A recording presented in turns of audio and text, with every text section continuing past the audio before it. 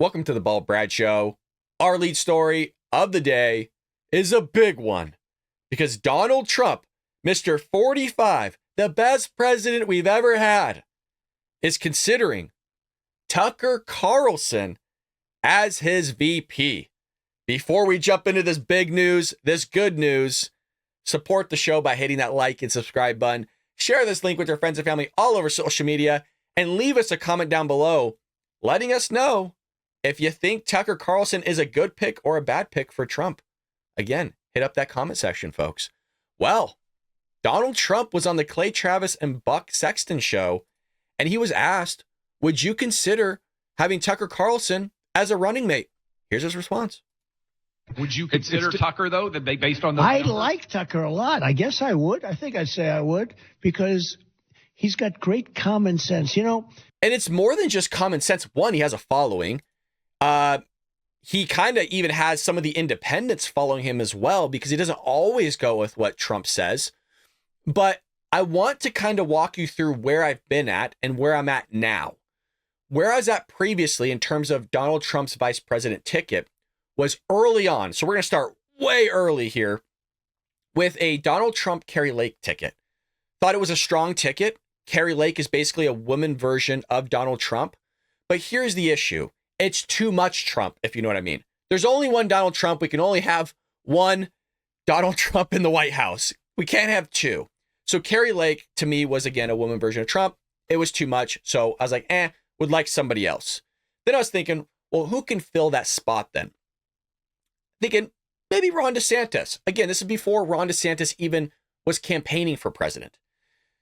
But Ron DeSantis is not very good at carrying a message and having that message being clear. He simplifies it too much in the same way Donald Trump simplifies a message too much. It's not a bad thing. It is not a bad thing. A lot of people can get around a simple message, but you also have to be able to cater to those that need more of an explanation and a deep dive into what that simplified message is. Who can fill that? I moved to Vivek Ramaswamy. Vivek is not only good at taking on the media like Lake was, like Ron DeSantis was, and like Trump was, but he can also simplify things and expand upon it for the American people and for the press. That's somebody we need in the White House. Now, that's where I stopped until today's news. This is big news. And in my opinion, very good news to hear that Trump would even consider Tucker Carlson as a VP running mate. Now, we haven't heard from Tucker yet if he would be even willing to do it. But a lot of people like Tucker, a lot of MAGA people, even independents or just base Republicans or conservatives, doesn't matter who you are. Most people on the right side of the aisle really enjoy Tucker. Tucker's good at speaking. He has great thoughts to share with people based on philosophy, the American ideals, the creed, the value system that we have, packaging things in a simplified manner, but also expanding upon it. So he is a Vivek Ramaswamy to me, but he also is somebody that has a following. And Vivek just doesn't have that. So if Tucker isn't willing to do it, I think Trump really should consider a Ramaswamy or Vivek Ramaswamy as his VP. But it says here that Carlson was abruptly pulled off the air by Fox News in April, as many of you know, despite being the network's most popular personality. I mean, he was the cash cow for Fox News. And now he's over on X, just absolutely killing it. And I wish nothing but the best for Tucker. He's done great things for Republicans. He's done great things for conservatives, and especially exposing the left and even the media itself on their shenanigans. And probably the biggest exposure he ever did was the January 6th stuff by releasing that footage where Democrats would only show like 6 minutes of 40,000 hours. And he hops on and actually shows you Capitol Police just pockets and hands in the pockets, just shooting the shit with people in the Capitol while supposedly, according to Democrats, the government's being ran over. The government's being overtaken. Democracy's done. America's going to collapse. And you got guys just hands in pockets, just, I don't know, the Rams might have won the game. I don't know, the Rams won the Super Bowl. I'm not sure how the weather outside is. It's pretty cold, but it's not too bad. Like, if your government's being ran over, you're not going to be walking people, giving them a tour around the White House and all these other things. I'm not discrediting the fact that there was shenanigans in other parts of the the Capitol. I keep saying the White House, but I think my point gets across here in terms of January 6th, how it was portrayed, and then Tucker Carlson coming out and saying, look, it's not what the media portrayed it to be. They kept showing the same clips over and over and over again. And he has the viewership. Trump has the viewership. This would be a huge hit, I think, among Republicans. But again, let us know in the comment section below. Well, moving into our next story of the day, we have a clip here from Piers Morgan with a rabbi and Cenk Uygur from, I think, the Young Turks, I believe. I'm not a big Cenk fan. I've seen some clips of him. I've seen him debate various people. The stuff I have heard from him, I'm kind of wish-washy on it. Some things I like, some things I don't. Most of it I'm not behind, but he gets destroyed here by this rabbi. And you can tell when the left has nothing to say, when they are utterly destroyed, mic drop moment for this rabbi, because they just start calling you names. This is exactly what happens here. Let's roll it. Go ahead. You know, I've spent my life debating people. Whenever someone starts using personal names and screaming like a lunatic, they're losing the debate. Let me remain factual. You're the one First who of all, made up things. The Palestinians were offered a state in 1936 in the Peel Commission. They rejected it. They were offered a state in 1947, the UN partition plan. They rejected it. They were offered a state in 1967 after Israel conquered Judea and Samaria and the West Bank. They rejected it. They were offered a state in 2000, Yasser Arafat, Ehud Barak. They rejected it. They were offered a state with Ehud Olmert, 2008. They rejected it. Israel unilaterally withdrew from Gaza in 2005, and they did not create a state. In fact, where were you, Cenk, when you say that you care about Palestinian children, when Hamas stole the highest rate of per capita international foreign aid, larger than the Marshall Plan, from Palestinian children, did not build schools for them, did not build hospitals, took all the money to buy bombs and to build a network of tunnels, which is larger than the New York subway system. Where were you then? Did you only come up now? In fact, when Bashar al-Assad killed 600,000 children, Arab children, when he gassed them with mustard gas, my organization took out full-page New York Times ads to protect them from sarin gas. Where were you then? You don't care about Arab children. You are a Jew hater, defined as someone who only wants to lie and say that the Jews are genocidaires. And don't try to cancel me and say that I shouldn't be on. You're not a producer of this show. Because you are ignorant of the facts and ignorant of the history does not mean that you can cancel my voice. Cenk, your response. Okay, so first of all, this guy is a full-blown bigot. He's one of the most racist people I have ever seen, does not value Palestinian lives at all. And everything he said about me is 100% untrue. I was vicious in my criticism of Bashar al-Assad. All right, Cenk. Okay. And he's going to go on, you bigot, you racist. At that point, I lose all credibility with you. You have nothing to say, no rebuttal.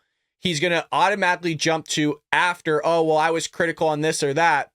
Well, what about all those years of which this rabbi made a point of the relations and kind of the negotiations between the Arabs and the Israelis, or the Palestinians and the Israelis, or whoever it may be in the Israelis? Not much happened.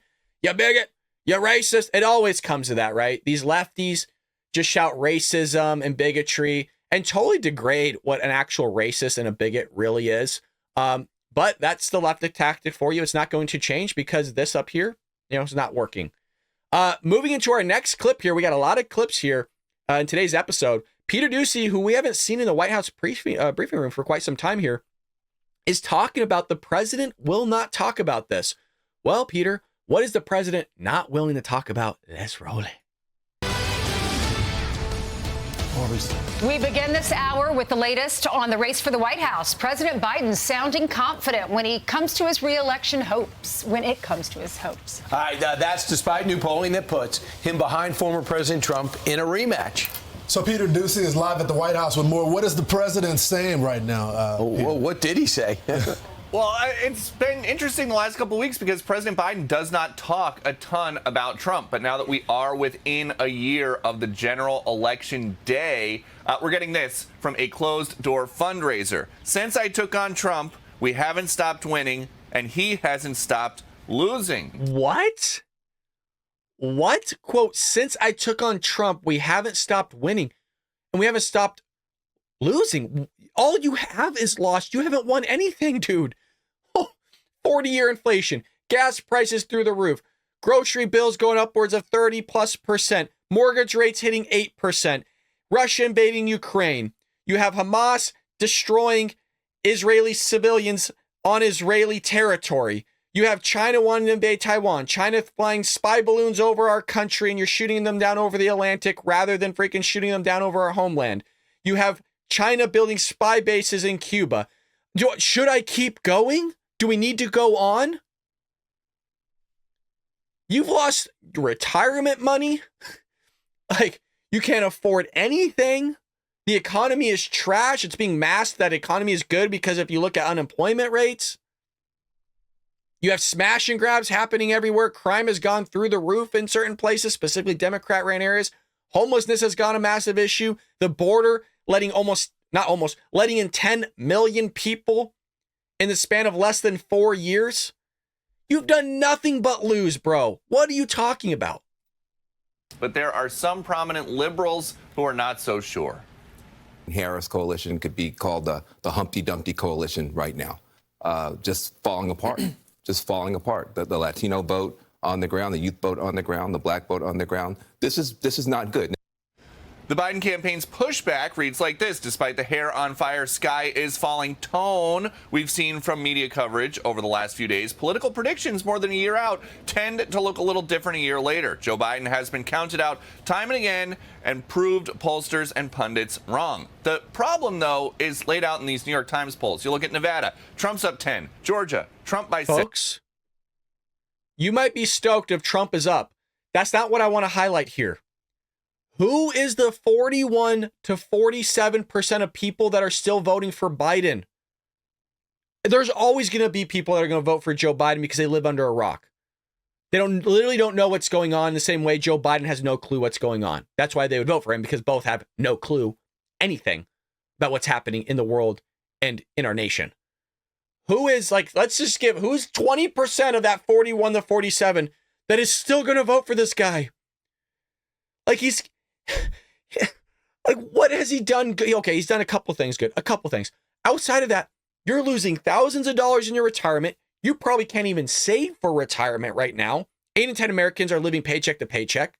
That's also under Trump's era as well. But also Trump gave you tax cuts. About 3% of Americans were 3% of Americans' money were being saved on those tax cuts. I mean, you are being royally screwed, and they like being screwed, I guess. Look, if a president on the Republican side of the aisle was doing dog bleep, just terrible in the same way Joe Biden is, I would vote for a Democrat if there was no other option on the Republican side of the aisle. Joe Biden is the best thing you got? Wow.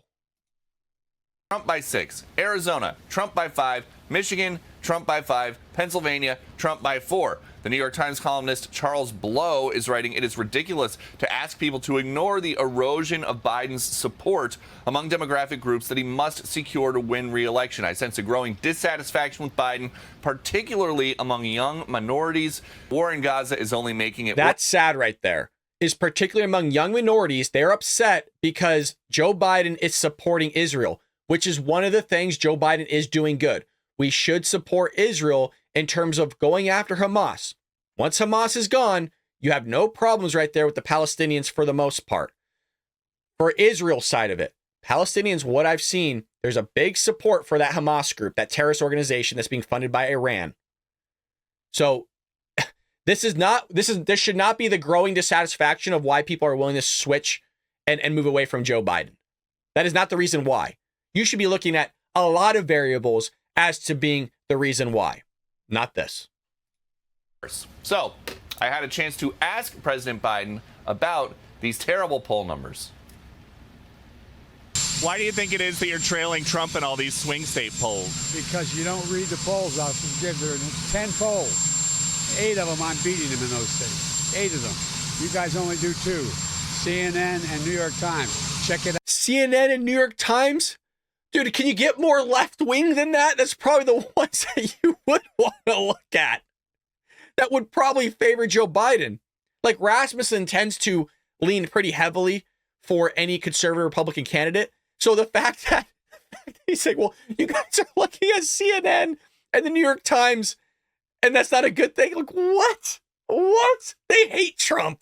Check it out. We'll get you a copy of all those polls. Okay? You don't believe you're trailing in battleground states? No, I don't. Joe Biden doesn't even know where the printer's at. Give me a break. And true to his word, the president, about 2 hours later, through his team, got me a copy of those polls. They were all national polls, though, and 4 of them that show him either leading or tied with Trump are three-way polls that give Biden the lead when RFK Jr. is also on the ballot, which may wind up being the big story here as the general election gets closer. Bit of manipulation in those observational studies, folks. That's how it works. You got to really take these polls as a grain of salt. Just because Trump is up, don't use it as like, oh, well, sweet, we're going to win. You guys know how this works. You know the foozery that goes on behind the scenes with Democrats, with the mail-in ballots, the harvesting, stuffing these ballot boxes with one person with like 50 votes here. They come back an hour, here's another 50 votes. Come back 2 hours later, here's another 50 votes. So we got to get out there. There's no messing around in 2024, you guys. If you're in Southern California and grandma can't get up to vote, I will drive to your house and I will pick her up and I will help her get to the polls and I will walk her there and support her or him, whoever it is, grandpa, whatever.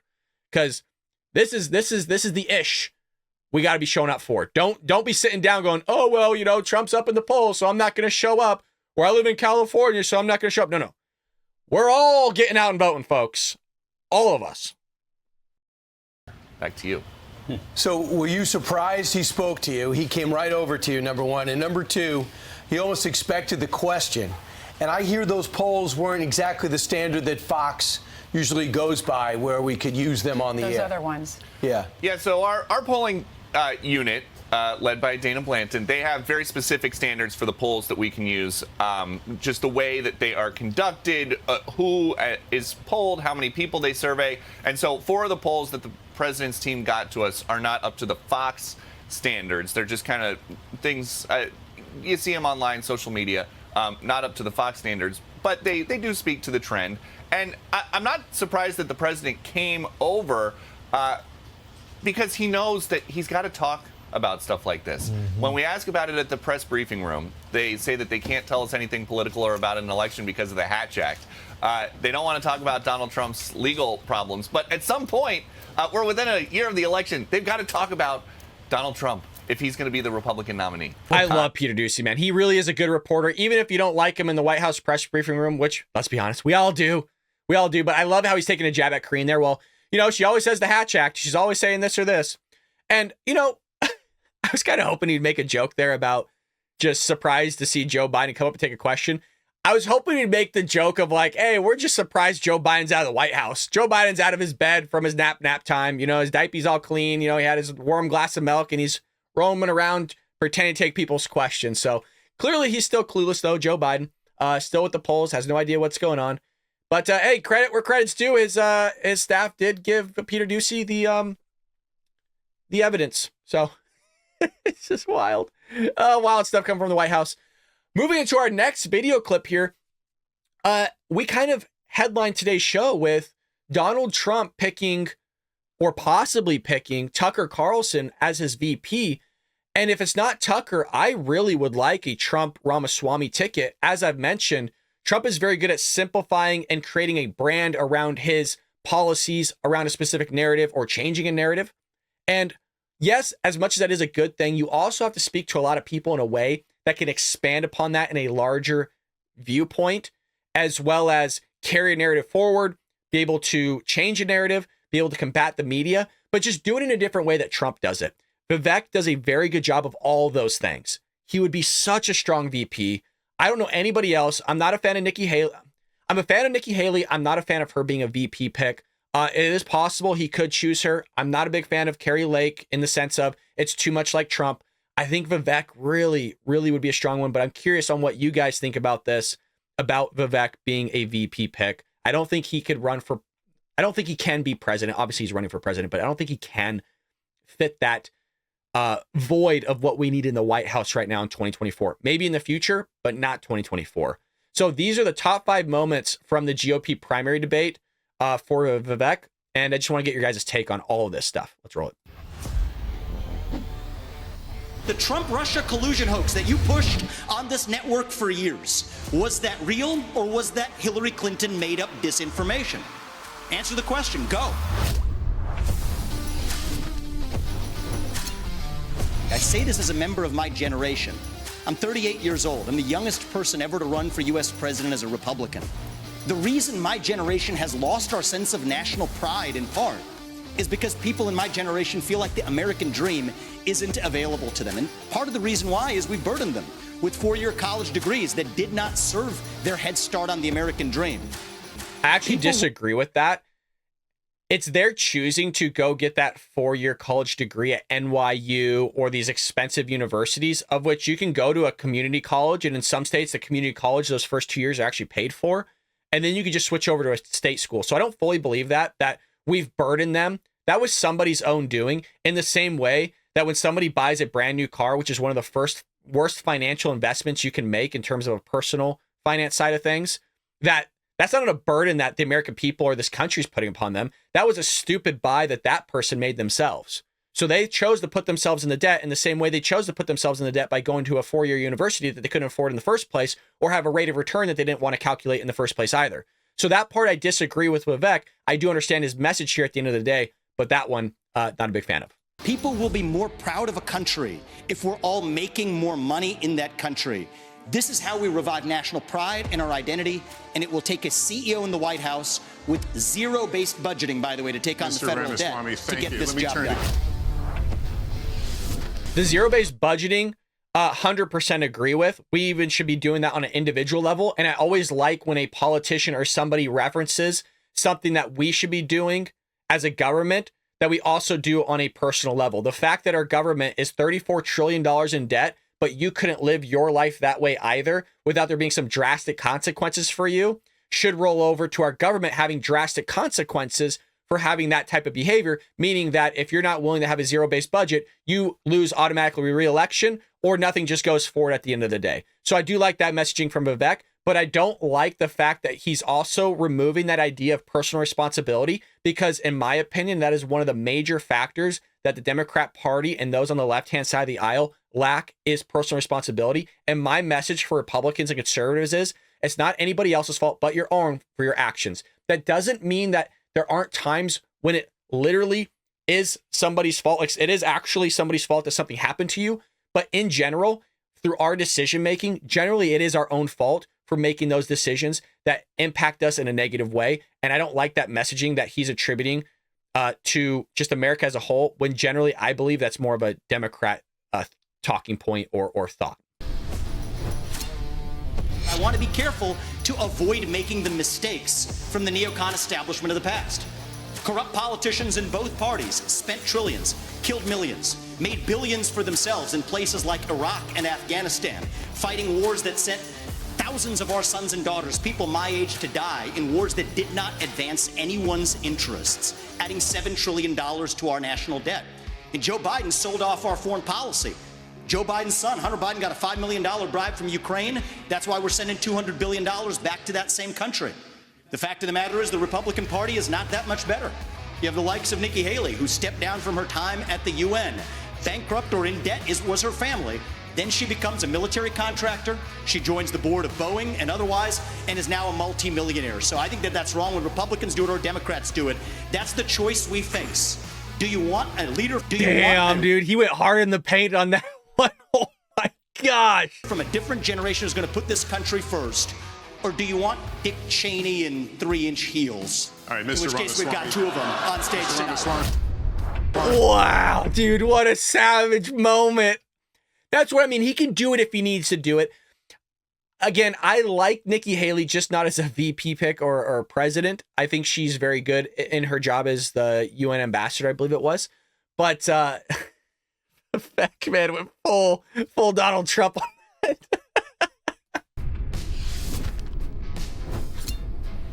Weigh in on this, ways that you can improve people's financial condition in the short term.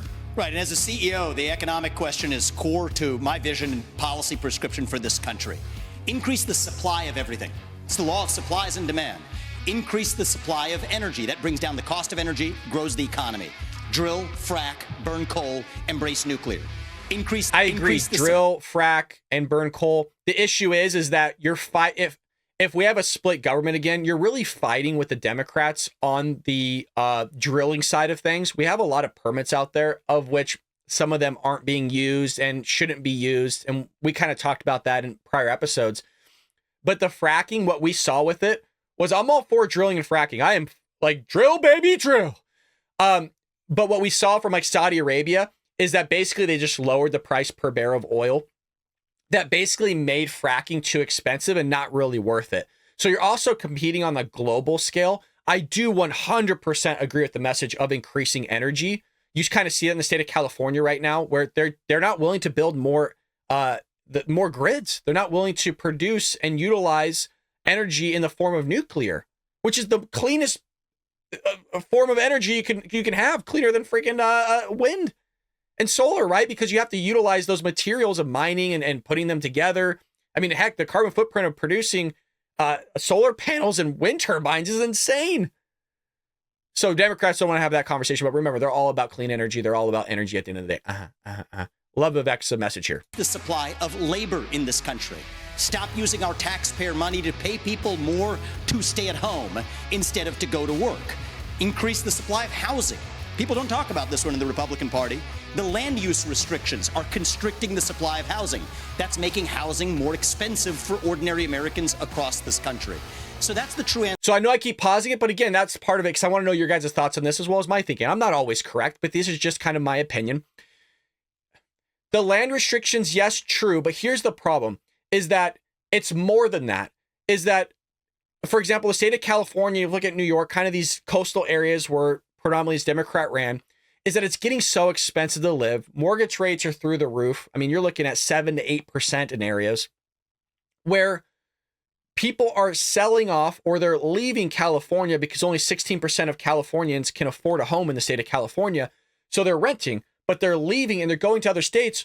Well, because they have so much money either saved up or hell, they're just saving money by buying a house in another state, is they're out competing the residents in those states. And so that's why the home values are shooting up, because people are moving into those areas, those red areas, and they have the cash. They have it on hand because it was more expensive to live in California. Now it's cheaper to live, say, in Texas. And so now I could buy a $200,000 house where somebody in Texas can only afford a $200,000 house, where I could pay it. I'll offer $250,000, $300,000, if that makes sense. I'm just throwing out numbers here.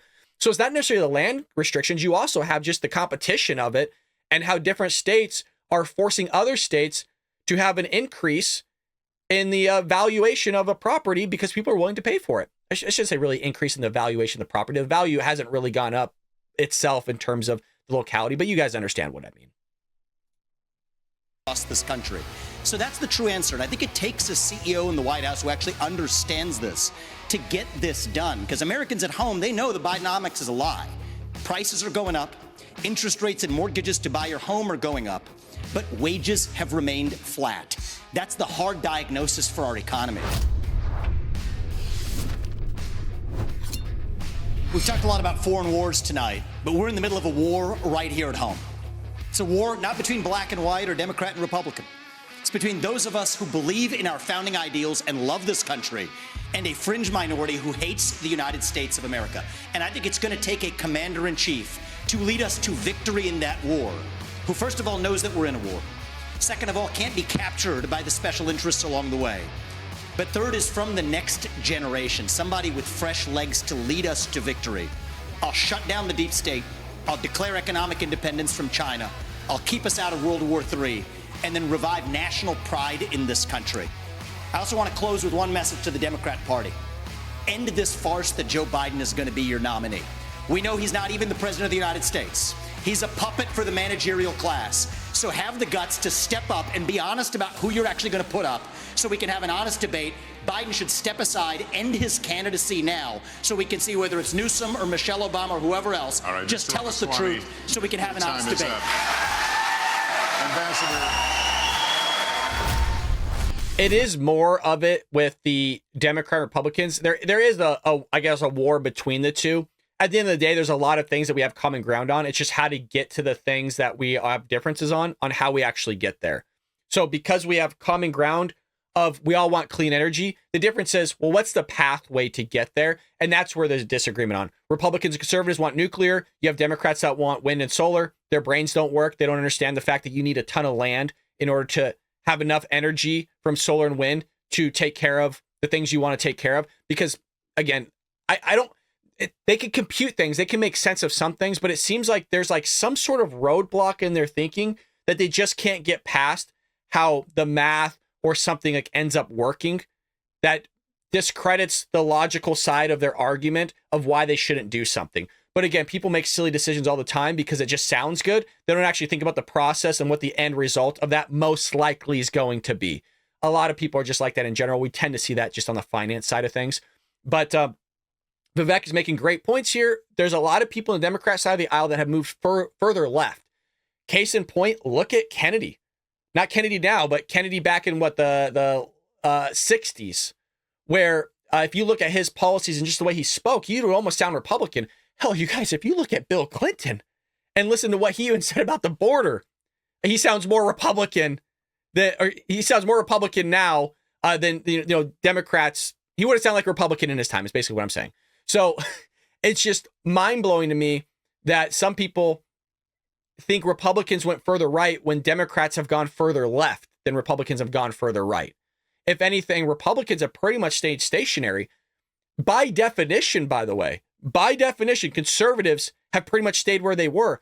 The reason why I say that, because you're conserving the values, you're conserving the actions that are good. It doesn't mean that conservatives don't progress forward and drop out the actions or behavior or ideals that are bad. Of course we do.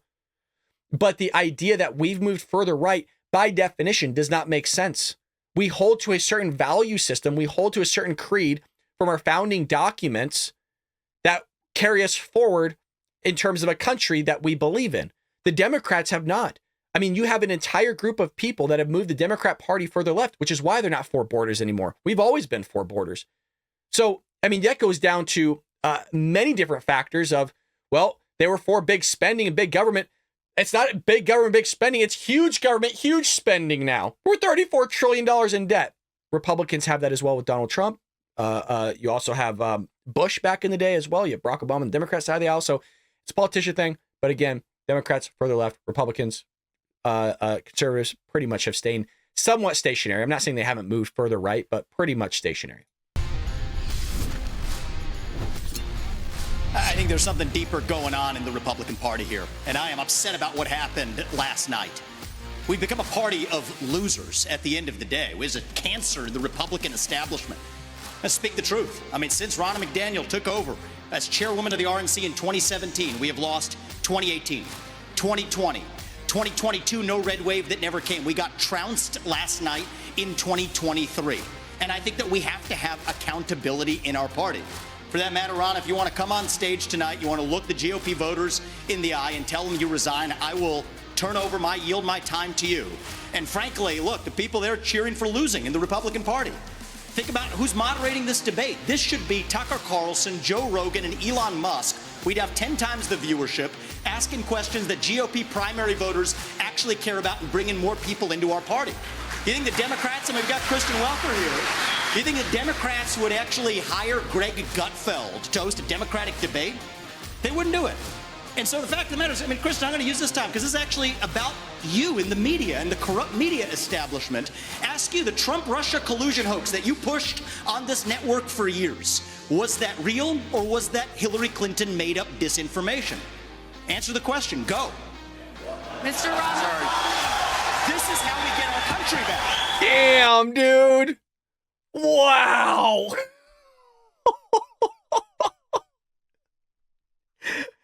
Whoa. That is some cojones, dude. The RNC chair sitting in there and he calls her out and tells her, get up on stage. He's not wrong, by the way. And anything he just said, he is not wrong, but damn. And then he's going to call Kristen. He's going to call her out. Go. Damn. Wow, that was a big moment. We need accountability. accountability because this media rigged the 2016 election. They rigged the 2020 election with the Hunter Biden laptop story. Mr. Ramaswamy, and they're going to rig this election. Your time is up. Accountability. Let me turn to That's Governor Christie. That last one is number one for a reason. Damn, Vivek. Big props, man. That's why I'm telling you guys. Look, wow. I haven't seen that, but if he keeps that up, that's a possibility of a president right there. If he keeps up that pushback, and speaking to Republicans, conservatives like that, I can see a lot of people getting behind him.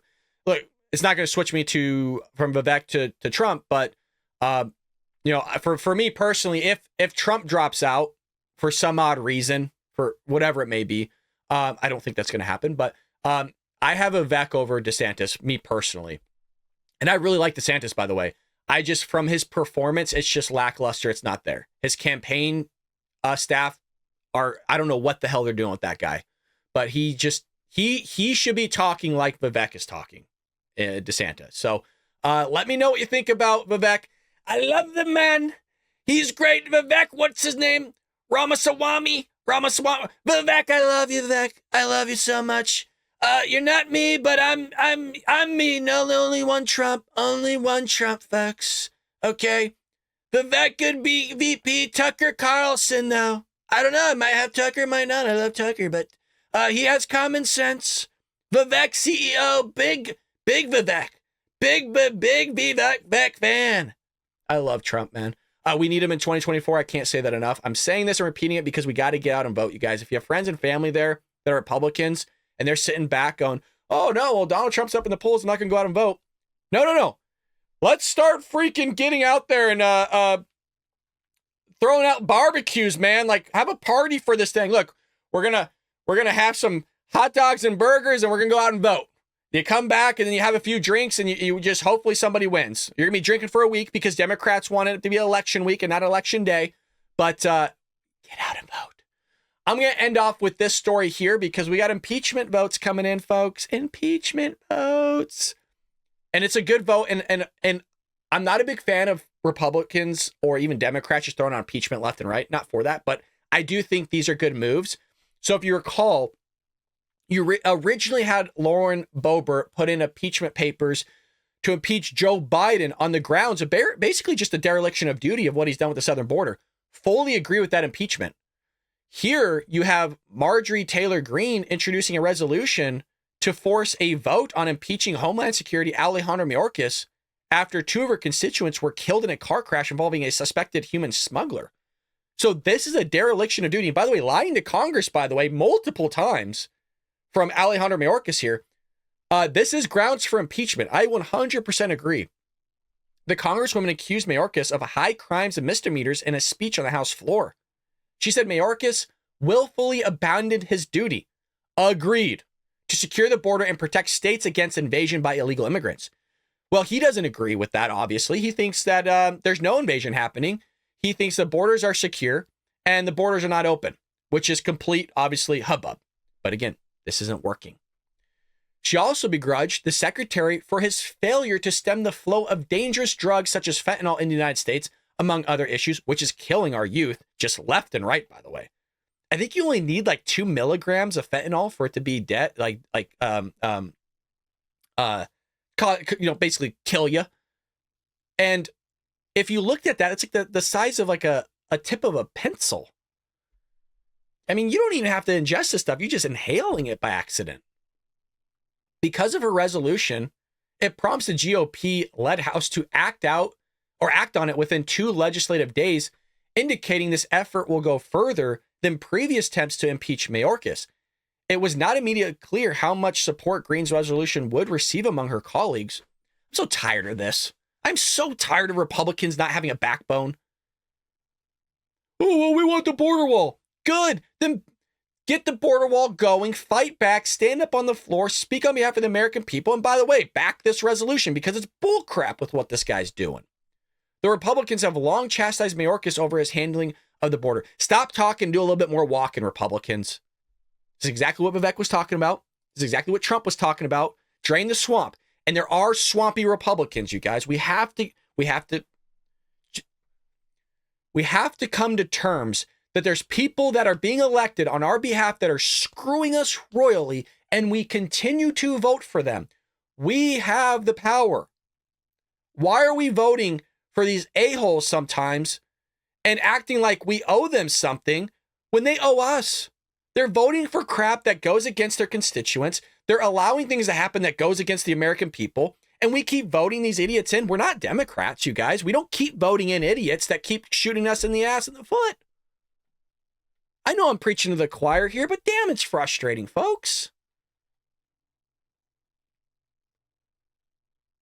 New House Speaker Mike Johnson recently said he believes Mayorkas has committed impeachable offenses, but Johnson added in a conversation with Fox News on Sean Hannity that we only have so much time and resources to go after that. All talk, no walk once again, you guys. All talk, no walk. Green lashed out at Mayorkas on Wednesday following a crash in Texas that killed 2 citizens of her district when, according to law enforcement, a suspected human trafficker driving a car full of Hondurans careened into their vehicle while fleeing authorities. Oh, isn't that just lovely? The victims have been identified, and they go through it. This is unacceptable. Alejandro Mayorkas is a derelict of his duty to secure our southern border, and my constituents are dying. And it's not just her constituents. I mean, this is just one of many that this has happened. There has been a lot of people that have been deported numerous amounts of times that have been caught sex trafficking, drug trafficking, murdering people, murdering entire families, raping women and children. So these are people that have been deported and made their way back in. Why? Because the border's not secure, even though you have the freaking White House, the executive branch, lying to you, blatantly telling you that it's secure. So much so, these, and forgive me if you have kids in the car or listen to this, cover their ears. These assholes in Congress are allowing this to happen. By allowing it, they're letting Alejandro Mayorkas sit in front of Jim Jordan in Congress saying the border is secure.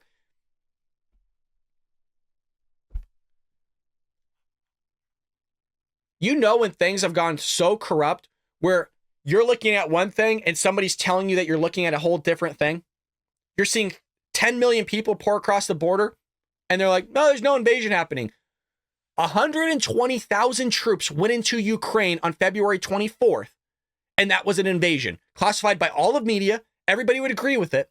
We have 10 million people come into our country here present time, plus the other 11 to 25 million that were already here. No invasion. I mean, by definition, it is an invasion. Just in the same way, by definition, they want to call January 6th an insurrection. By definition, it's a little loosey, but by definition, sure. But it doesn't go both ways with them. Not at all. Not at all. Man, it gets me riled up. I know it gets you guys fired up as well, but look, that's why we're a community of Republicans, conservatives, independents, maybe some Democrats, because we're patriots. There are Democrats, you guys, that love this country, okay? There are. And I know I hound them a lot, but it's just frustrating because they're willing to vote for Joe Biden again. I would rather them just not vote at the top of the ticket then. At least I can have respect for you on that one. Like, I'm not going to vote at the top of the ticket. In the same way, like there's Republicans that don't like Trump. They're just not going to vote at the top of the ticket. Or they'll at least for the primaries, they might go DeSantis or Ramaswamy or something like that. So as much as we hound Democrats here, there are some that really value this country. They do value the First Amendment. They do value the Second Amendment, and they would stick up for you as well. But we're more speaking about the Democrats that are the lefties, the libs, that are running the Democrat Party into the ground as well. So we got to figure this issue out, man. Our country is not going in the right direction at all. At all. And we need Mr. 45 back, I guess, hopefully number 47. 45, 47 sounds good.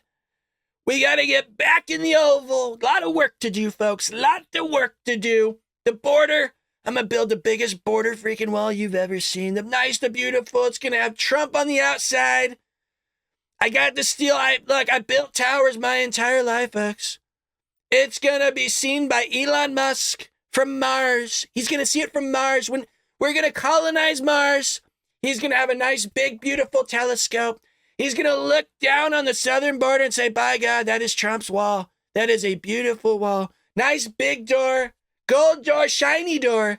The big door that says, come on in, welcome. Welcome, party hats all around, piñatas for those that are coming through Mexico. We're going to have a fiesta, and we can party together as long as it's legal. Legal. What's happening with Dirty Joe, Crooked Joe is despicable. The people just don't love Joe. Okay? I'm for the American people.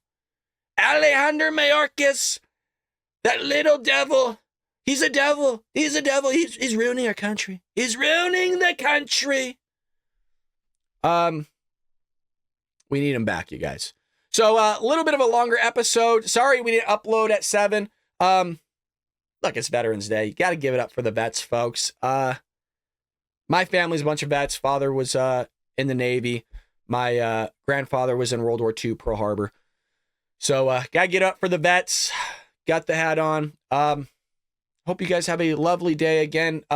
If you're somebody of faith, let's send a prayer for our veterans, okay? And with that being said, Supernatural Saturday should be tomorrow. Sunday, we'll have a sprinkling of politics. And folks, I will see you later here on The Will Brad Show.